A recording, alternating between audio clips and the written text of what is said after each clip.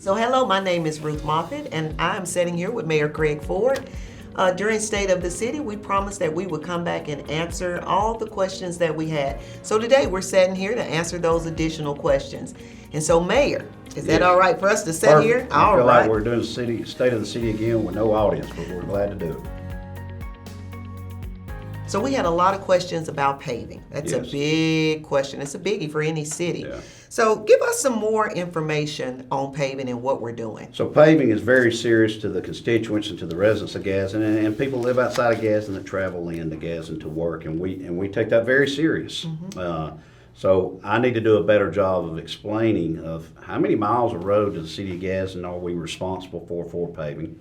So Heath and the engineering department told me, I asked him, I said, Heath, give me how many miles that we're responsible for. It's about 350 miles that we're actually responsible for keeping the upkeep, maintenance, and the deterioration when it gets bad enough of paving the road. One thing is we just paved a road over by Gadsden State Community College, and it cost $800 to $1.2 million to finish this half a mile of road. It takes a little over $1 million to pave 1 mile of asphalt. Takes a little over $3 million to pave 1 mile of concrete. This road, when we took off the top layers, we found out that it was loaded or filled with a lot of scrap tires. So that was a problem. So we had to go in and remove all the fill and everything because, of course, the tire squishes and it's rubber, and it was not the type of, that's why the road collapsed to begin with. So what have we done, Ruth, and I think you know this, but to the people, I want you to know this. When I came on, previous administrations would pave roads by council district. They would go to each council member and say, give me 2 roads, 2 roads, 2 roads, 2 roads. And that's what we would do. I wanted to take the politics out of paving, and so did the Gadsden City Council. So what we did, we hired this company. We rode around for about 4 months with a GoPro camera on a dashboard and videoed every road in the city of Gadsden. Took a while to do. We took all that data, we sent it to this company. They sent us back a map. Has roads red, yellow, green. Red being the ones that need paving the most, yellow being the ones that should be paved, green or they're okay. But we could spend this whole administration time of paving just red roads and not get to 20% of them. So I want to ask the people to please bear with us, understand, we're trying to pave as fast as we can with the amount of money that's given to us in a budget. We have already paved 38 roads since we've been here, which I think this is a big accomplishment. I know everybody, that's not good to the people that if their road hadn't been paved. Well, my road needs to be paved. Well, Forest Avenue needs to be paved. I get it. We're trying to get to as many as we can, as fast as we can. We're only able to do what we took over, and we're only able to be able to pave the roads that are red. That's been my philosophy, and that's all we're going to do. We're not going to put politics into paving. We're trying not to pave a road that's got one house on it. We're trying to get the biggest bang for our buck because there's not enough money to pave, and I get that, but we're going to continue to pave. I made the decision with Heath Williamson to start our own paving company. Now, is that going to solve it? No, but will we pave twice as many roads as what we looked at when we did a business plan as we would be able to if we kept doing what we've been doing. So we have our own paving crew now. We started hiring them. We already got all the equipment in. We put it in last year's budget, or this year's budget. And in the spring, we're going to start milling up roads. So, I know everybody's going to comment, pave my road, pave my road. Look, we get it, and thank you for your comments. We're going as fast as we can, and we're going to keep paving roads.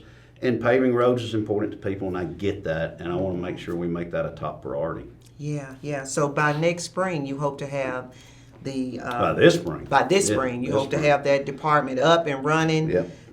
So we'll have, Ruth, that's good. In 30 days, we'll have that department up and running. Good. And while it's cold, we can go ahead and mill roads. Yeah. And then the temperature has to be a certain degree, and I think I'm not sure what it is, but it has to stay that way to lay the asphalt. Yeah. We'll still be buying our asphalt from a contractor, but we'll be doing our paving on our own. So that'll allow us to pave a lot quicker. Yeah. That's so good. that's important. That's important to you and to all of us. And it's important to me as a constituent, as a citizen also. Yeah, that's good. Manufacturing and industry. What do you do to recruit that, and how do you get them here? I was in the legislature for 18 years. I was in part of the group that helped recruit Hyundai. I came on in the beginning, and I think I got elected in 2000, September 2000. when Honda or Mercedes was just completed and coming on, and their expansion was under us. Then Honda came on. I know what it takes. Now, there's a lot of things that goes into it, but what can I do as mayor? As mayor, I can help clean up this city, make it attractable to the CEOs that come in because they're going to live here. Where are they going to send their kids to school? We need a good school system, not only just in the city, but the county also, because a lot of people that will bring a plant here may live in the county. We need good roadways paved. We need good quality of life issues. That's a big deal. I.e. skating rink we came out with in the winter, the Christmas lights at the falls, showcase our river, clean up the river, clean up the litter around town. The trails. That matters because you heard me speak before. We brought in 2 potential customers to come in, and they said, hey, you got a litter problem in your city. And that spoke volumes to me, so I took that to heart. Everything goes hand in hand. It's kind of like a hand in a glove. You can't leave one part out. Now, let's get into recruiting jobs. You got to do that first. Then you got to get into recruit manufacturing jobs. So we have something called IDA, Industrial Development Authority. You know Mr. David Hooks. We've sent a portion of our budget to David Hooks, and he has the IDA. So does Rainbow City. So does the Etowah County Commission. Before it was just Gaston's IDA. Now it's everybody. We all participate together.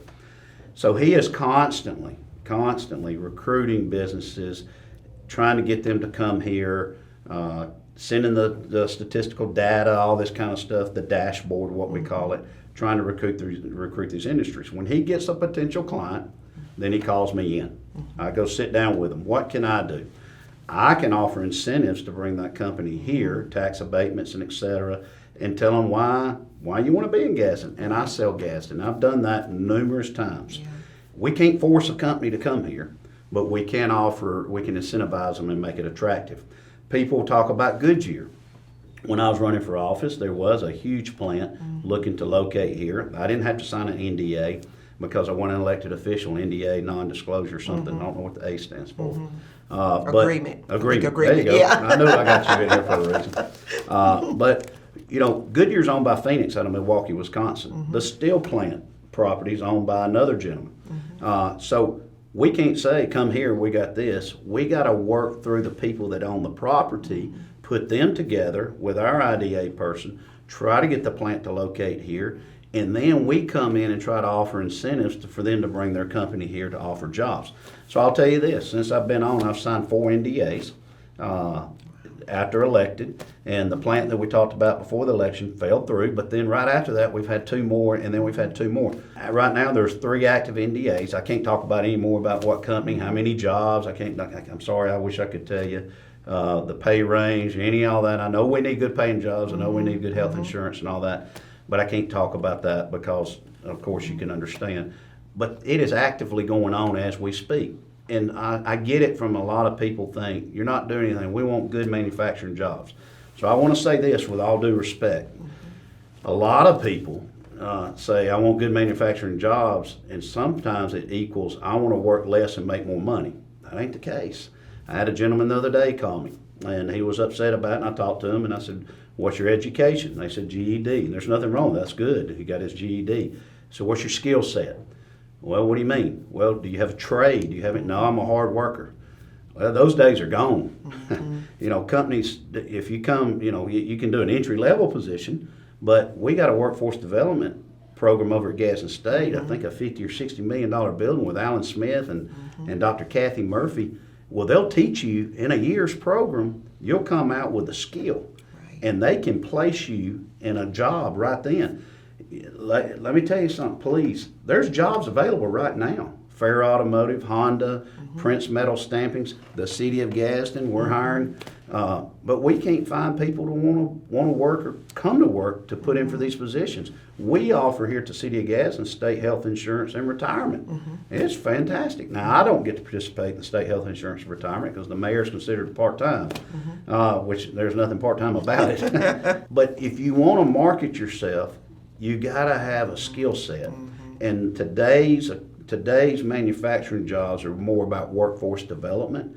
And I've always said that's a buzzword, but it works. I mean, you got to have, no pun intended, but you got to have a skill set. And we have a place right here in Gaston, at Gaston State, to be able to do that. Yeah. And so it's, it's just not a flip of the coin and you can bring a company here and it happens. Yeah, yeah. So what I'm hearing you saying is that it's really a two-way street. You're working to clean up the city and thinking about quality of life and all those things, and then Gaston State offers these opportunities to get that skill because Yes. Goodyear was a different skill set. It's a different skill set. And this is a Yeah, different time different period. time. Yeah, And I different remember when I time. was in the legislature, we kept Goodyear here with Blaine Gallagher, Jack Page, and Larry Means. We developed an incentive package to keep them here. But what we did to keep them here, they brought in some parts of a plant to build the tire. I can't remember the name of it, but it lowered the amount of employees that they needed, which I was like, "What do we really want to do that?" Well, if we Yeah. didn't do that, we'd lose the company. Right. And unfortunately, another part of Goodyear shut down, and we were able to keep the Gaston Goodyear plant.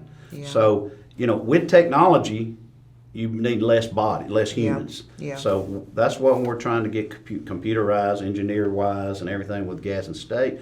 And y'all, let me tell you, we got a college right here in Gaston, and We you know do. what? They're offering free scholarships. Yeah. If you want to work and work hard, you can go get that in a year, and you can come out with a degree.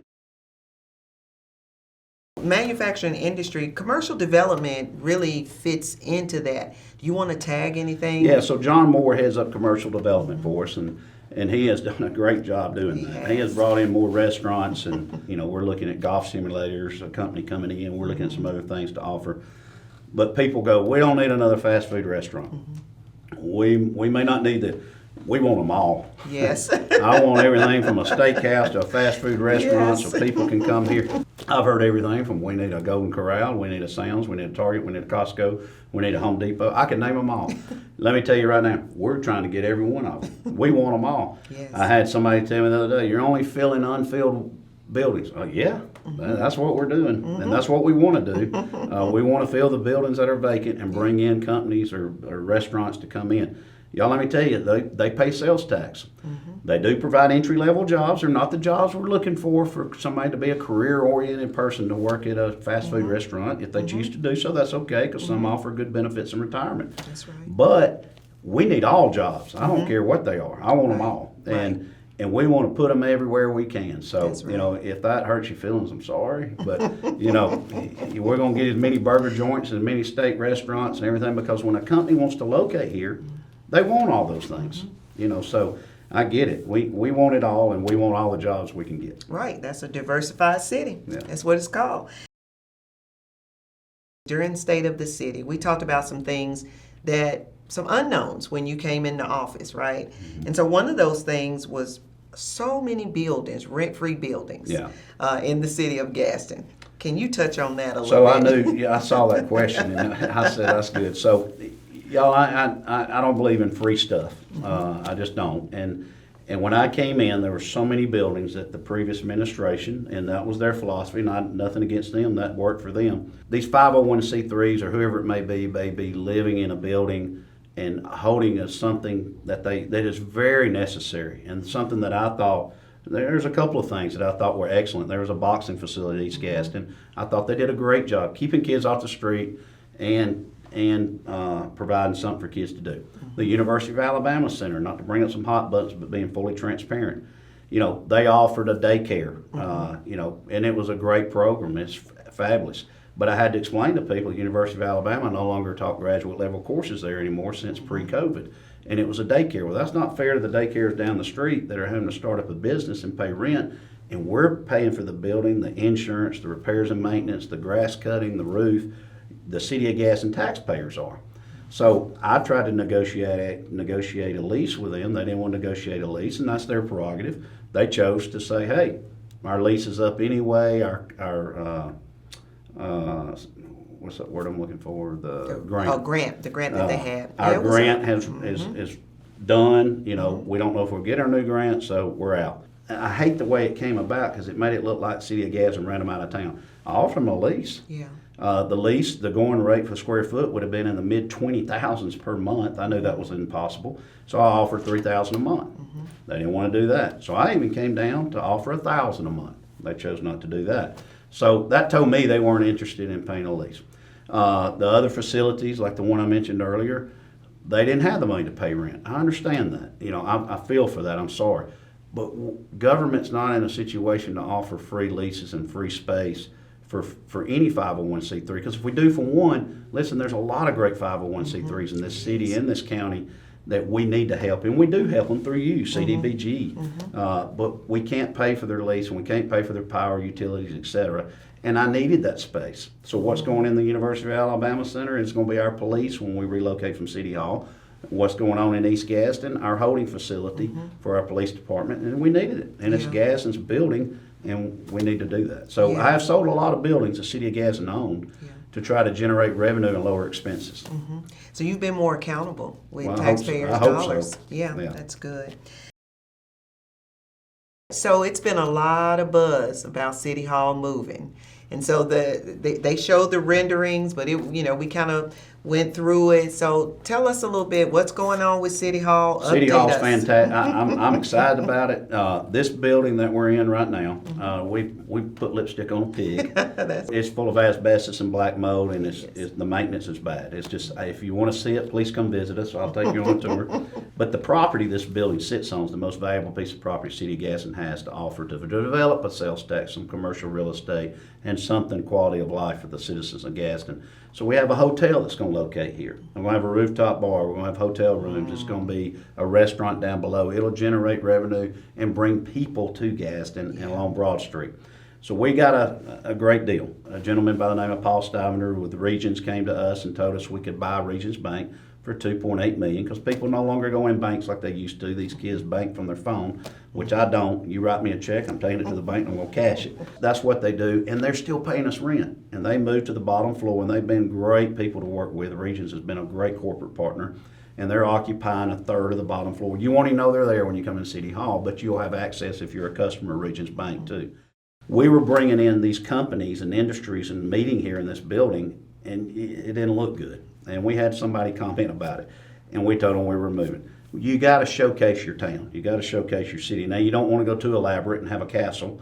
So who's going to be in that building? Everybody that's in this building, City Hall. It's not my office. It's not anyone in particular's office. It's all the people that are currently here at City Hall are currently going to move to the new City Hall.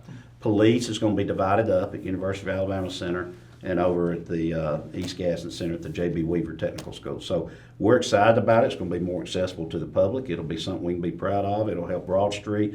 We got a heck of a deal on it. The building we bought for $2.8 million and appraised for $15 million. Yeah. So there you go. We're getting rent from two tenants, Regions at $72,000 approximately, and Merrill Lynch about $110,000. So I don't. You give me that deal 10 out of 10 times, I'm batting 10 out of 10.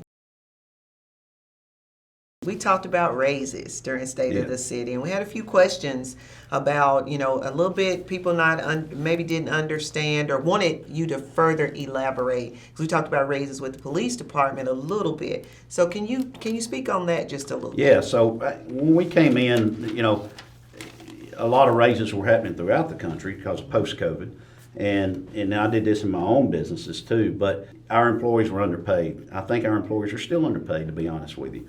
But we're getting there. We went from a 48 pay scale down to a 15-step pay scale to make it where employees could understand where they are on the chart. That took a long time to do. Way smarter than me. I didn't do it. Brett Johnson, Tina King, and Brandon Phillips did it, and they brought it to me, and we tinkered with it a little bit, but it works. We've given first responders, I know we've given police 3 raises since I've been here in 2 years. Something we're proud of. Fire has received raises. But all employees have received raises, and some employees were way underpaid that we had department heads making below the poverty level. And I hate to admit that. And so the budget's already in place when I come in. That's the way I knew, which I don't like that, and I wish we could change that down the road. We're looking at legislative ways to do that. But after the first year, we were able to give raises to all the employees and department heads, et cetera, and first responders. So it's something I'm proud of. It's something that, hey, we're taking good use of your tax dollars, and we were able to give raises to employees that needed it. Yeah, that's good. So we've had some questions about fees at the skating ring and even at Nakalula Falls. Yeah. So I want to give you opportunity to kind of speak to that. So I'll address that quick, but y'all, I want to say this in the most kind way. We can't provide everything free. There's a lot of free things that the city can provide. Marina Park, Nakalula Falls, etc. But the Christmas at the Lights, we have to charge an admission. Yeah. The skating rink, we have to charge that skating rink costs $600,000. Now we generated almost $150,000 in revenue this year off of sponsorships. A lot of it off of sponsorships from me and John getting on the phone, selling sponsorships. We make a small amount on admission. I think it's $10 on the week, Monday, Thursday, or something, and $15 maybe on the weekend. We have to pay for all that stuff, so we have to generate a revenue to come in. I don't know how to say it. We just can't do a lot of free stuff when we offer quality of life other than our parks. Yeah, yeah. You don't expect to go to a Gadsden City football game and go park for free and go in the football game for free. They charge an admission. Yeah, that's right. You said it earlier, you are a mayor that is working 24 hours a day. For the few hours that you do sleep, what prevents you from sleeping? What keeps you up? What gets you going, gets you upset, that you see? Oh, upset. Yeah. What gets me going is seeing brick and mortar going up and saying, hey, look what we're able to provide with tax-paying dollars. I ran on the campaign of vision, and I ran on the campaign of, hey, it's Gadsden's time. We're going to grow and get ready, buckle up. And we have, and you have, and all the employees have bought in. Yeah. And that's what's important. What bothers me is false statements, said out in the public, and I'll address them. If you don't want an answer, don't ask, because I'm going to give it to you. I'm not afraid to, tell you how I feel, but I'm going to say it kindly and respectfully. Hopefully I do. Not all the time I do. And that's shame on me. I guess I've had to get more involved with social media with our staff. You have a lot of people that are, I call them keyboard warriors or whatever, They want a job, a better paying job, but they're on the social media at 8 o'clock, 10 o'clock, 12 o'clock, 2 o'clock, 4 o'clock. And I'm wondering, well, you ain't never going to find a job if you're on the computer all day long. And it bothers me. And that I'm like, hey, let me help you help yourself. And sometimes that's not always the case. And then I see these people that go, I hate this, I hate that, I don't like being here. It's always been the same. Well, move. We got a housing crisis. We need your house. And I say that with all due respect. Or you got an option too. You can either be happy when you wake up and put your 2 feet on the ground every day. My dad always said, hey, you can either be happy or sad today. That's right. You pick. Some people are just bitter, and we got to kind of love those people and try to get them in the fold. But if you're that unhappy, you can run for office. Qualifying fees are so cheap. Here, I think they're $50 or something. I don't know. But run for office. And I tell people all the time, the lady I ran against in the runoff in the mayor's race, somebody may say something negative to her about me or her to me, and I don't say that, because when you put your name on the dotted line and you run for office, there's a lot to be said for that. Because you take a lot of heat from people that don't want to be told who they are and they want to cast stones. I'm like, well, who are you? Well, they're fake Facebook accounts.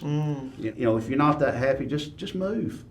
Nobody's keeping you from moving. It doesn't bother me, because we got somebody who's ready to move in your house. Yeah, We're that's growing. Right. We're growing. Yeah. We're definitely growing. One of the largest cities in the state. That's right. According to, what is it, AL.com? Yeah, we are the 16th or 17th, 18th largest city in the state of Alabama. Yeah. And there's a lot to be said for that. And look, it's very humbling being mayor, and I appreciate it, and I want to thank the voters for allowing me to work for you for 2 more years. And then there's another election. So, I tell people all the time, hey, we need people. We need good people for the city of Gadsden on the council and the mayor's office. And we need positive people. And I said this before, and I want to tell everybody, hey, if you want to make a constructive criticism comment, positive, it can be negative, whatever, and you want a free Gadsden t-shirt, come on up to the mayor's office, make your comment, we'll look it up, tell us your size, we got a cool looking Gadsden t-shirt we'll give you. Because I want people to comment more. And I know somebody said, no, you don't. Well, yes, I do. I love to communicate with people like that. But we want to hand out a free t-shirt to you, and we want to get to know you, and listen, I want to hear what you got to say. Yeah. So it's important. And you can come to the council and get put on the council agenda. Yeah. But I want to tell people, if you don't complain and don't show up. If you're going to complain, show up and let's hear. Let's work together. Yeah. Let's find some common ground. Yeah, that's good. Yeah. And I can attest, working for you, you do take those comments to heart, And it is a part of your decision-making process. I've seen that in action. So that's really, really good.